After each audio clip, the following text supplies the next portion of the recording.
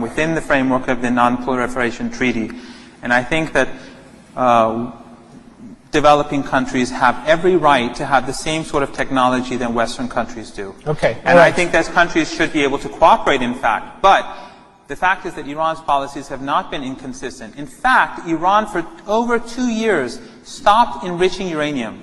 They applied the additional protocol, effectively allowing the IAEA to carry out intrusive inspections throughout the country.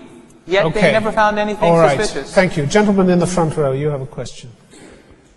Assalamu alaikum. My name is Majid Al-Amari. I'm from Qatar. My question is against the motion. Who is the West exactly trying to protect? The neighboring countries or their spoiled brat Israel? The last thing I will ever do in my life is protect Israel or defend Israel. I'm Lebanese. I left my country. I live in the UK since I left my beloved country since 1982 and live in the UK courtesy of an Israeli invasion of my country. And Israel still invades my country whenever it pleases. Do you think I defend Israel? I think you haven't heard my comments.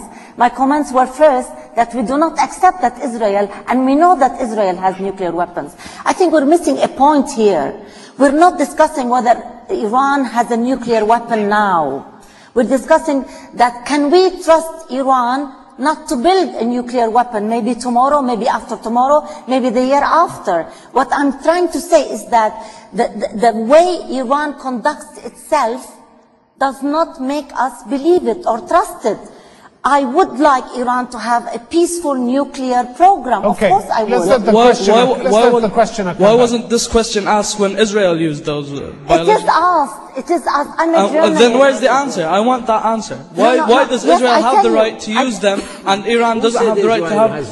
No. Israel doesn't have the right. Let's make this clear. Every time I'm a journalist and I live in the West, and every time I interview a Western politician, I always start by asking, what are you doing about the nuclear program in Israel? And you know what the answer I get? Is we're against it. Of course, we always tell Israel, but this is what you get. Okay, I think we'll take a question from the lady in the fourth row there. I'm from Iran, and my question is for Dr. Nourizadeh. What makes Iran less trustworthy than the other countries some of the other countries who currently possess nuclear weapons and nuclear plants? And they have been in more wars, and they have caused more damage than Iran has ever done, directly or indirectly. Thank you. But first of all, I would like to say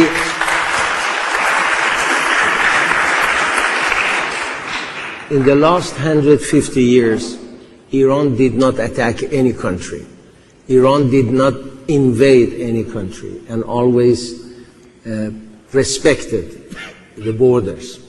But that doesn't mean that what Mr. Ahmadinejad today represents is not dangerous. We have Ahmadinejad's replicas in the other countries that just talk about freedom of expression and everything else. Which country you are talking about? If you are talking about Pakistan, Pakistan does have nuclear weapons because India has. And Pakistan's existence came under threats. And that is the reason they did it. Iran is not threatened by any country. We have 15 neighbors. Okay, let's have the gentleman in the fifth row there, please. Hi, good evening everyone. I'm from Pakistan, and my question is for Ms. Baria, the reporter in the opposition side. You say we consider any country's track record when we're considering whether or not we trust them, right? It's a question of trust. Iran has taken made significant efforts to build its rapport with the international community. It has signed the Biological Weapons Convention. It has signed the Chemical Weapons Convention. It has signed the Non-Proliferation Treaty, and it has stuck by its promise. In fact, Iran proposes that the Middle East should entirely be a non-nuclear zone, right? So why don't you trust them? Thank you very much for asking this question. My problem with Iran, again, is why I don't trust Iran, is a variety of issues. One of them is the nuclear issue. For example, when they just revealed about the nuclear facility, it was always too late. It was after the deadline. It was after it was supposed to tell the IAEA. Not only that, where was it?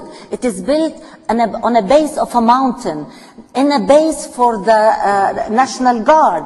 Why? If you're building something completely innocent, completely clean, why hide it on a mountain? Why tell the world later than you're supposed to. And this is one incident. There is one incident after another after another. Also, as I tell you, I don't trust them because they're trying to meddle in Iraq. We know what they're trying to do in Iraq. They not only support some Shia parties. I'm sorry, I don't like to talk about Shia Sunni. We are all Muslims.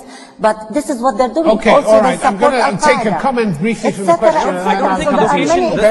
I don't think the location of the plant is any credible evidence. They could have built the plant there because it's closer to uranium sources. All right, okay, Professor Merandi.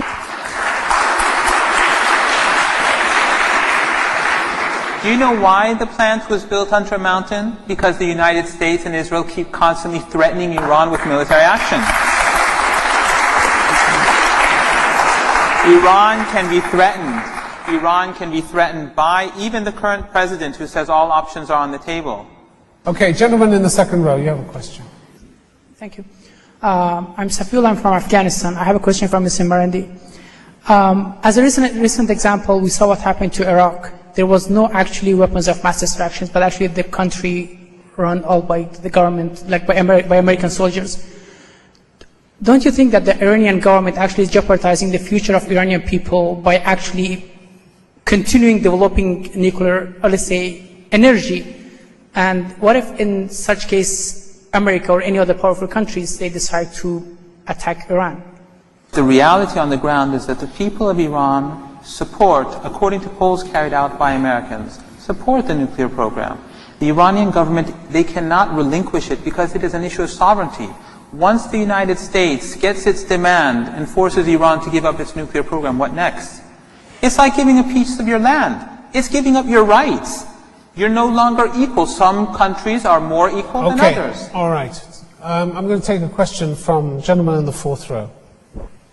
Good evening. I'm Doha Debate from Qatar, but originally from Iran.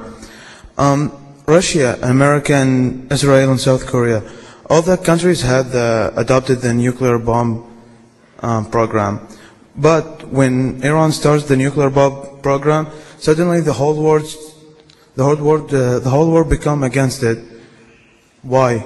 I don't know why is nobody asking about a nuclear-free area. Aren't you concerned about your youth, about the future of the children, about the future of this country? Half of the Arabs are not even illiterate. We need to develop our countries. Iran needs to do the same. When Iran was a friend of the United States had supported Iran to build the first nuclear site. When Iran's position politically changed, everything has been changed. It is politics at the center. It is the core of these changes. Okay, I'm going to take a question. I'm going to take a question from the lady in red. Hi, my name is Salma Musa. I'm Egyptian. My question is for the motion against. You stated earlier that it's no secret that Israel has had nuclear weapons for decades now.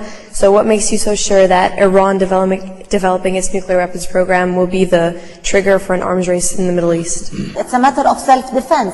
When I see my neighbor that hates me, that is trying to trigger problems in my country, we know what they are doing, for example, with Hamas and the Palestinians in dividing the Palestinians. We know what they're doing in Iraq, again, I tell you, what they're doing in the Emirates with the islands, in Yemen with the Houthiyyin. So this is why you will find out countries, for example, perhaps like Qatar or Saudi Arabia or Egypt or other countries feeling the need to have such weapons to defend themselves. At the end of the day, we're all going to go to hell. Okay, because Mohammed everybody uses nuclear weapons.